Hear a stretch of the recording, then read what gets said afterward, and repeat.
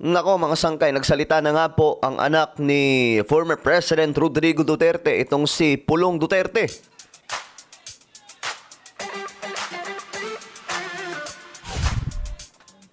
Hello guys, what's up? This is me. We are back dito sa ating YouTube channel. Kamusta po kayo mga kababayan? Mga solid sangkay, at ito pag-uusapan po natin ngayon itong matinding pasabog no, ni Pulong Duterte matapos isiwalat mga sangkay ni Ombudsman Remulla na ang epicenter daw po ng matinding pagbaha ay ang kanilang lugar doon po sa Davao. Ngayon, ano ang pasabog ni Pulong Duterte? Handa ba siyang imbestigahan ito? O ano ba ang kanyang gagawin? Magtatago din ba siya? Well, malalaman po natin ngayon. Anyway, guys, sa mga hindi po dyan nakakapag-subscribe, i-subscribe nyo na po yung ating YouTube channel para lagi po kayong updated sa bawat vlog po natin ginagawa. Alright? Sa mga nanonood po sa Facebook, i-follow nyo po yung ating Facebook page. So, ito nga, mga sangkay. Pulong Duterte, pinalagan ang pahayag ni Remulla tungkol sa Davao. So, ano nga ba ang sinabi ni Pulong? Pinalagaan ni Davao City 1st District Representative Paulo Duterte ang ginawang deklarasyon ng Ombudsman na ang kanilang manong lungsod ang epicenter o pinagmulan ng korupsyon ng mga flood control project ng Pilipinas. Buwelta ng kongresista, dapat suriin ng Ombudsman ang lahat ng record ng DPWH at imbestigahan ang lahat ng taon, proyekto, pangalan, partido at administrasyong sangkot. Oh, ayan, maganda to mga sangkay kasi hindi po sila ang nakita ko naman dito, gusto ni Congressman Pulong Duterte na halongkatin lahat, which is gusto din po yan gawin ng Ombudsman. 'Di ba? Sabi nga po ni Ombudsman Remulla, titingnan nila lahat ng mga record. So ngayon, mga sangkay, itong si Pulong Duterte hinahamon si Remulla na halongkatin na lahat. Sino yung mga nagpapatupad ng mga proyekto at papaano nangyari na halimbawa bakit bumaba pa rin sa Davao at bakit wala pa rin pong aksyon tungkol dyan at parang pinababayaan sila. Parang ganun po yung dating. Samantala, hamon pa rin ng mambabatas sa pamalaan na ilabas ang lahat ng ebidensya na mag-uugnay sa kanila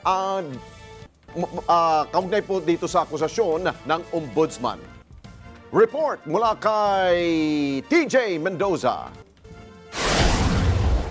Pinatutsadahan ni Davao City 1st District Representative Paulo Duterte ang pahayag ni Ombudsman Jesus Crispin Boying Remulla na epicenter raw ng flood control projects ang lungsod ng Davao. Sinabi yan ng Ombudsman nang sumalang ang kanyang opisina sa deliberasyon ng House Committee on Appropriations ngayong araw. Ang ecosystem of corruption po mabigat. Mahirap pong pasukin. Mahirap pong kumuha ng impormasyon. Okay, so yung corruption daw, mga sangkay, ganun kalalim. Mahirap daw kumuha ng impormasyon. Kaya hindi daw po nila madali-dali. Yun ang paliwanag ng Ombudsman po natin. Pero mga sangkay, ang nakapagtataka lang po dito kasi handa po itong mga Duterte na buksan ang pag-iimbestiga.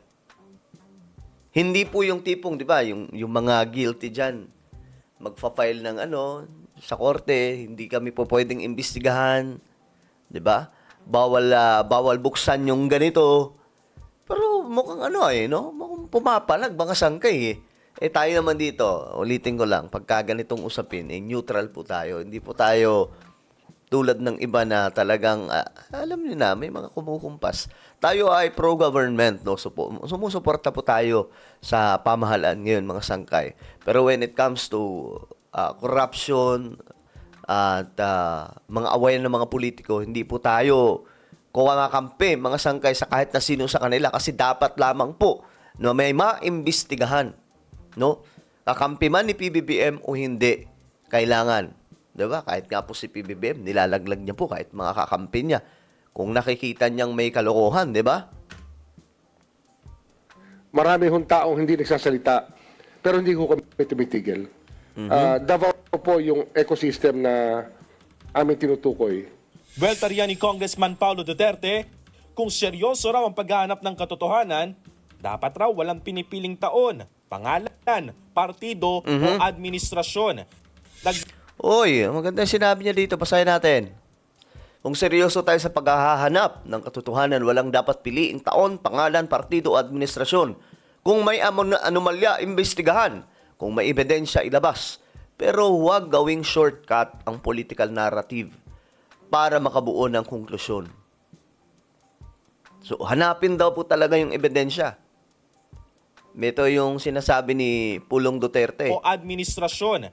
Dagdag pa ng kongresista, malaki pa rin ang tiwala niya sa ombudsman. Yan ay bilang bantay ng kaban ng bayan. Kesa na raw huwag itong padalos-dalos sa pagbibitiw ng salita. Ang ganda ng sinabi niya, mga sangkay, no? Malaki pa rin ang tiwala ko sa ombudsman bilang bantay ng kaban ng bayan. Bilang bantay ng kaban ng bayan. Maganda to, mga sangkay, no? At least, galing po yan sa mga Duterte, no? Hindi po tulad ng ibang supporters nila na talagang alam nyo na yung mga atake nila eh. Ayaw kay Remulla, hindi totoo yung sinasabi ni Remulla. Kaya sabi po niya, malaki pa rin ang tiwala ko kay Ombudsman bilang bantay ng kaban ng bayan. Hindi lang naman kayo ang Ombudsman. Naniniwala akong marami pa rin opisyal at empleyado dyan na may malasakit, integridad at konsensya para sa bayan. Oh, mga sangkay. Yun ang pahayag ni Pulong. Hinamon pa ng kampo ng nakababatang Duterte ang anti-graft body na ilabas ang kumpletong records ng lahat ng taon, proyekto at pangalan ng wala umanong pinipili. Ayun. Show us, sabi niya dito, the complete records. Lahat ng taon, lahat ng proyekto, lahat ng pangalan, walang pili, walang exempted. Yan ang maganda. Labasan kung labasan. Kaya nga mga sangkay, alam nyo, para maiwasan na po yung ganito, yung parang nanguhula tayo, may mga hamunan na ilabas yung ganito, ilabas yung ebidensya, then i-blockchain na po yung pera ng Pilipinas. Yung pera ng kaban ng bayan, pag lumabas po yun, halimbawa, may budget po next year, 'di ba? Ilang trilyon yun? 7 trillion yung kinakailangan na national budget. Ipasok po yun sa blockchain, no? Para malaman po natin kung sino yung nangungurap o sino yung malilinis. Kasi makikita po yan doon. Hindi na po tayo maghuhulaan. Hindi po tulad ngayon na, kita nyo, kailangan pa po ni Pulong Duterte sabihin na ilabas nyo lahat ng records. Samantala kung naka-blockchain ang pera ng Pilipinas, hindi na kailangan sabihin yan. Tayo na mismo ang magche-check. Tayo mga Pilipino, teka lang, magkano ba yung budget ng Davao? Magkano yung flood control ng Davao? Ito pala yung budget nila eh. Ito pala yung dapat na proyekto, mayroon ba dyan? Di ba? Ganun lang mga sangkay. Kaya ipasa nyo na sa Kongreso yung Kadena Act ng Tokwa. Dahil hanggat hindi nakakadena yung national budget, may mga ganito pa rin pangyayari, mga sangkay. No? Hindi pa rin po talaga malalaman natin ang totoo every time na may mga nakawan. Magtatanungan pa, magkakaroon ng hearing. Samantala, kung naka-blockchain na yan, kung may Kadena Act na, kung maaaprubahan na ang batas na yan, hindi na kailangan yun. Malalaman na ng lahat kung mismo ako, makakita ako, mismo ikaw na nanunood, makikita mo sa website. Ito pala, kurap pala talaga to si ang daming ninakaw, makikita po doon. Ngayon mga sangay, naghuhulaan po tayo eh. Ani Duterte, parang ilang linggo na yata ang bahas sa Luzon na hindi pa rin humuhupa. Mukhang mas malubha pa umano ang mga ito kaysa sa tinawag ng ombudsman na flood control epicenter sa Davao. Pero paglilinaw ni Ombudsman Remulla, hindi pa raw siya umaabot sa konklusyong meron umanong korupsyon sa Davao. Very good. At least may ganun pa din. Yun naman ang nakikita ko kay Remulla, mga sangkay. Kasi balance hindi kahit papaano hindi po kaagad tira ng tira. 'Di ba? May mga kita nyo, mga sangkay. May mga iniimbestigahan siya, sila former House Speaker Romualdez at kung sino-sino pa, mga magkakalabang partido pero siya ay nasa gitna. Ewan ko lang sa inyo, mga sangkay, ano sa tingin nyo? Iimbestigan pa raw yan ng kanyang opisina.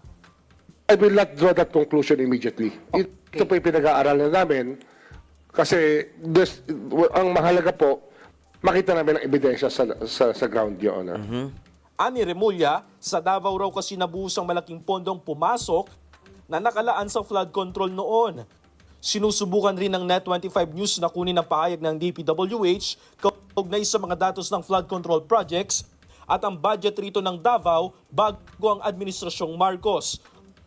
Samantala, humihingi ng karagdagang budget. Okay, so ayan mga sangkay, anong opinion nyo dyan? Naniniwala ba kayo kay Remulla o naniniwala kayo kay Pulong Duterte? Ano sa tingin nyo? Comment down below. Meron tayong YouTube channel. Ito po ay Sangkay Revelation. Hanapin nyo po ito ngayon sa YouTube. Kapag nakita nyo na, i-click nyo po yung subscribe, i-click ang bell, at i-click nyo po yung all. Ako na po ay magpapaalam. Mag-iingat pong lahat. God bless everyone.